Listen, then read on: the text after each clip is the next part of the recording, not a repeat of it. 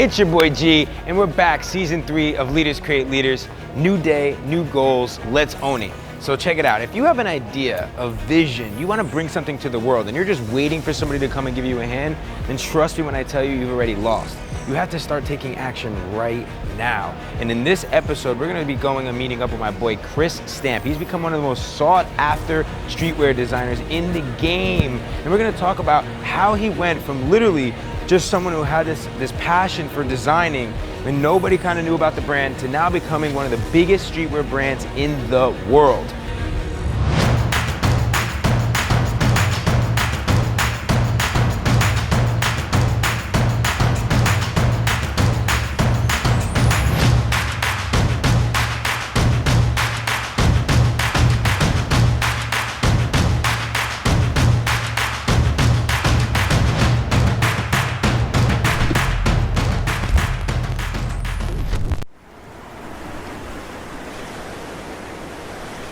Chris Stamp, my man, thank you so much for doing this. I mean, it's an honor to honestly be sitting with you.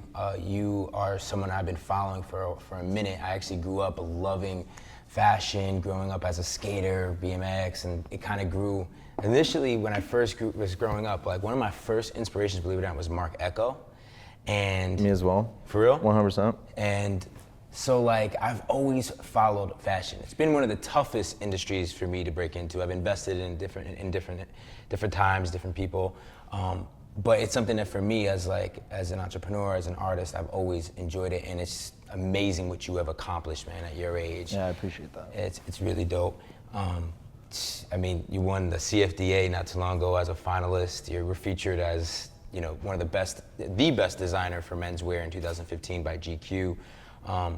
One of 4 technically, but one of 4. Yeah. And just, you know, I just love the overall of what you've done with the brand. And so thank you for I joining, appreciate man. I'm stoked to have you guys here. You know, I wanted to kind of dive in a little bit before you got to like where you're at today. Did you think you would get to where you are right now? Like, did you grow up wanting to be a designer? Did you grow up an artist? Did you grow up, you know, what really inspired you initially to get to where you are today? I mean, I grew up in an environment that was like pretty open to my ideas, and you know, whatever it was that I potentially might want to do or whatever, my parents were always like supportive of whatever that was from day one. Did I know I would go this route and, you know, kind of for the time being like choose clothing as my medium? Like, by no means, but you know, I was born in Aspen, Colorado, where my parents had moved there from the East Coast, just kind of on a whim, as one of their favorite places that they had ever traveled to. So they moved there. They were working at a restaurant. They were ski instructors, and little by little, they built a business for themselves. It was called Aspen Canvas back in the day. And my mom was a designer, and my dad would help out with kind of whatever it may be with her. And so I grew up in this small business kind of atmosphere where my mom was always drawing, and from like a super young age I kind of like grew up doing that myself. And when I was like around 5 or 6, we moved to San Diego. It was just too cold in the mountains or whatever, and you know, from there that was kind of my trajectory of taking, I think, art to the beach, really, and kind of you know, from an early age being inspired by the ocean and all that kind of stuff, and it set a small foundation for me. Back in Aspen though, like, well, you were young, 5, 6, I was gonna say, did you grow up skiing or like, or anything? I mean, I was skiing when I was 3. 3? Yeah, I was skiing when I was 3, and then I was kind of in their shop and in their little warehouse factory, kind of like running around with my dogs, and like, I didn't really know. I mean, at that point, obviously, it's like I have like small kind of like moments that I remember of that. Right. But the majority of, you know, growing up was San Diego. So most new age entrepreneurs that I come across actually think that college is a complete scam, right? You need to drop out and go all in on being an entrepreneur, and that's what I did. But actually, that wasn't the journey that Chris took. He actually leveraged college in order for him to find himself, find his passion, build his network, and not waste time. He used it to actually get his business started while being at school. And then once he got things going, you know, nobody really handed it to him. He had to think of a real creative way for his product and for his business to be seen.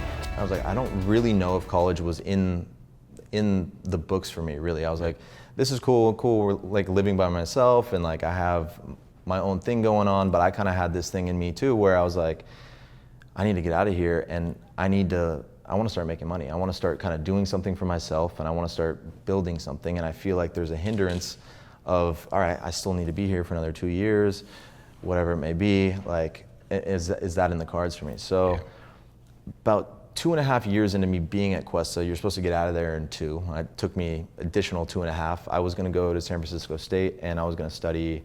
I was going to be in, I think, the business department, because I went into Cuesta studying graphic design, and I'd kind of like mastered Illustrator, Photoshop, and all that kind of stuff. And one of my last professors, he's like, Chris, like, you get it, the graphic design thing, you can handle this, but are you sure you want to do business cards and menus and things like that the rest of your life? He's like, coming from experience, coming from a seasoned graphic designer, he's like, I would just make sure that's really what you want to do, you know?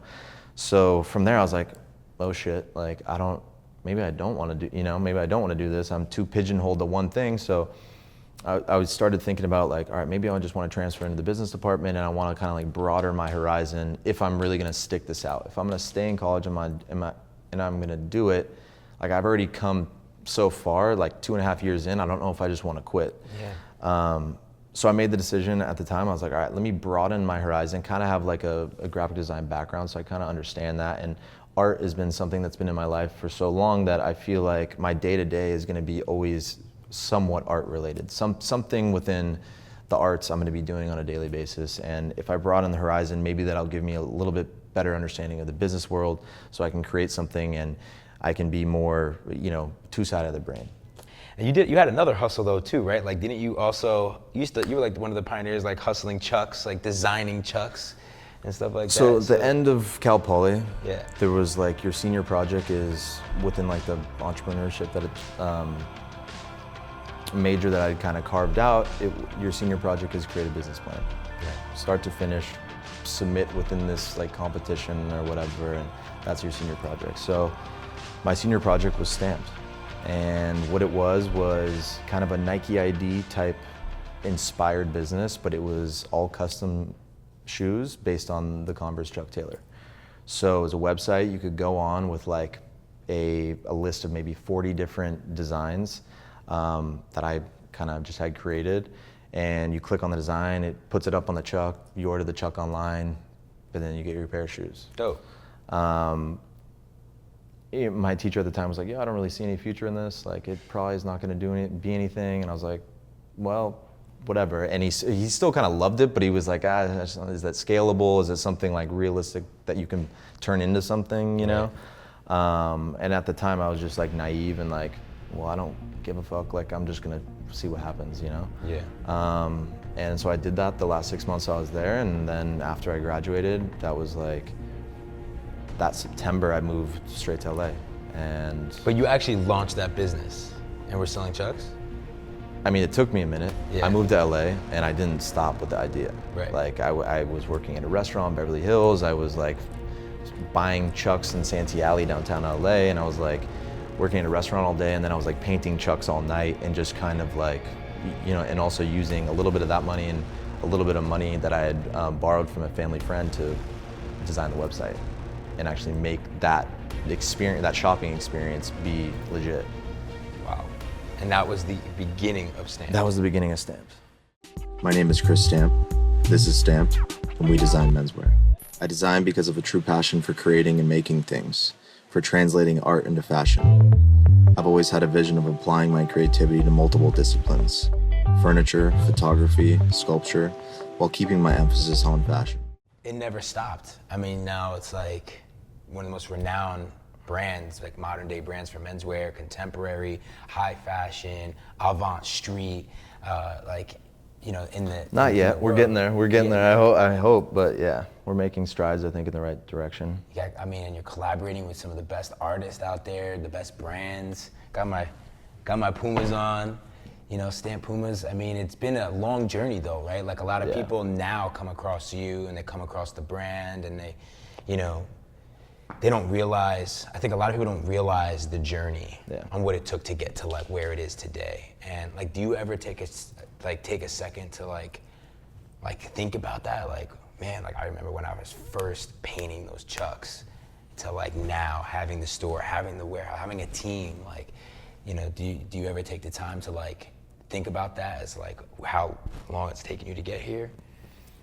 I mean, every day, you know, it's like something that I don't take for granted by any means. And I'm the type of person, unfortunately, that's like kind of never satisfied also. Right. You know, I hit one goal and then you're like, all right, cool. You get there and you're like, well, I'm still not where I want to be. And I'm still at that point, you know, and maybe that's like the driving factor behind like what we do and what, you know, constantly being, it's not necessarily like needing or wanting anything more out of it. It's just, I think as a creative, wanting to create better things and like new experiences and fine-tuning kind of the art of like what I do, whether it be, you know, making clothes or making a photo or making a piece of art with someone, or, you know, whatever it may be within that realm. It's like just constantly trying to like do better than I did before and constantly elevating the perception of, I think, what's possible and you know, and my biggest inspiration in the beginning was like bettering the perception of what is available in Los Angeles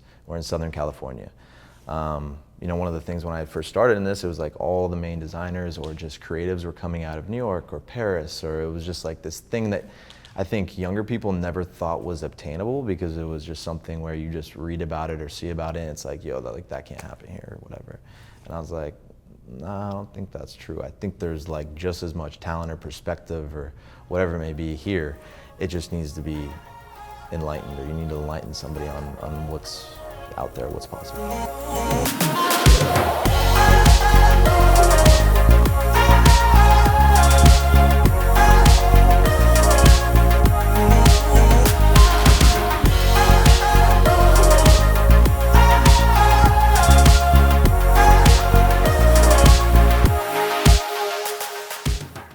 Did you ever, in the early days, kind of have like those oh shit moments of like, fuck, how am I gonna really build this thing and take this thing to I the mean, next I was level? so stressed.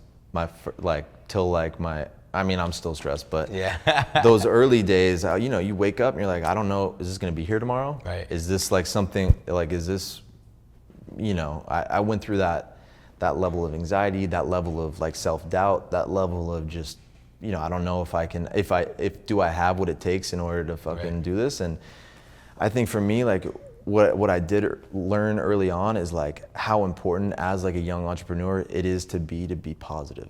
And you need to surround yourself with positive people and understand that like you are gonna fail 1000%. A lot of shit is not gonna go your way. Right. But you have to learn from what maybe those mistakes or those experiences that you go through and look at it with like a positive outlook, and understand that like all things happen for a certain reason, and take that and make sure you don't replicate it, you know, and make it better, make the better decision that next time. The interesting part of Chris is the fact most entrepreneurs, they raise money, they have a lot of partners, but Chris actually owns 100% of his business. That's really rare that we come across entrepreneurs that own 100% of his business. And you know what? He's really created his own opportunity to make this brand a staple in the fashion industry, especially in streetwear. And you know what? We're gonna get into how he's had this bootstrapping mentality, how he's built his team. That must have been Yeah, I mean, it's been gnarly. Yeah. But a good gnarly. I mean, I think we came out of it the right way, and it was like, would I have done it a different way? I don't think so, you know? I think I'm happy with the way that we've been able to build it to this point. I mean, you know, we're sitting in the store to kind of like, which is crazy in itself, you know? And I didn't know necessarily if I'd be able to do something like this on this level, on La Brea, sitting next to like one of the first accounts I ever opened up in Los Angeles, simultaneously still selling to them. It's like, that's crazy in itself, you know? And now we have like our own environment that we've been able to create. And what was it like to get like that?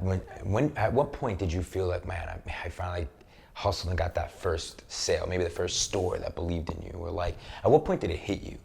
Was it like through the e-commerce when you just saw like, was it something that came out in the press? We got recognition? Was it like, at what point did you feel like you had your first win and you were like, all right, like, this is real, like I got this? I mean, I think it's been a lot of maybe small wins and losses, you know? I don't necessarily if it was like one big oh wow moment, because it's been a minute, you know? But one of the first things I remember back in the day that I was like, all right, well, you know, if I'm just relatively relentless with good taste in the sense of like just kind of making sure I can get something done, was when I was like still selling shoes, still painting on shoes, and there was one store in Los Angeles, it was called Conveyor in Fred Siegel, and it was like the illest sneakers spot at the time. And I was, maybe this will kind of start something, right? And I was still trying to like maybe sell a pair or two of shoes a week, and you know, but I was like, maybe I need to get into one store to kind of get a little bit more visibility on the brand. And after maybe 6 months of just like talking to the buyer and him telling me, no, we don't want to carry them and whatever, I was just like, yo, bro, just like take these on a consignment. Please just trust they're gonna sell. And finally his boss was like, all right, whatever, this kid like won't stop. Like we'll take on the pairs of shoes and we'll see what happens. So that same night, the same night that I dropped the shoes off, I went to like one of my best friends and I was like, yo, here's $500. Tomorrow morning, go cop both those pairs of shoes. Yeah.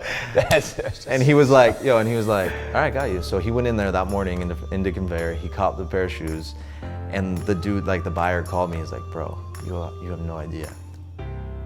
We're sold out. He's like, yo, we need more of the shoes. Like we've been open for 2 hours and like the shoes aren't in here.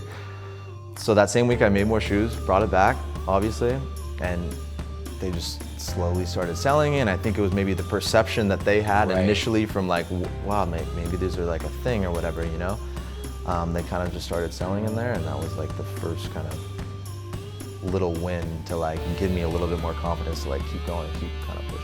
I hope this episode has motivated you to start taking action today. You have to create your own opportunity. If Chris was able to do it and bootstrap it, build his team, learn how he had to completely separate himself from the rest of the industry, create a different brand, a different type of aesthetic, you can too, but you need to create your own opportunity by taking action. So I challenge you guys, if you have that passion, you have that vision, you have that idea, start right now. Don't waste any more time. Create your own opportunities. If you guys want the full episode, the full story, raw and uncut of Chris Stamp, make sure to check out Founders. We also have every other episode, the full-length interviews. They're all about an hour, a lot of nuggets. All you gotta do is check out Founders. You know, it's more than just a social learning platform, it's a movement. So I hope you guys consider becoming a founder, and I appreciate you guys being on this journey.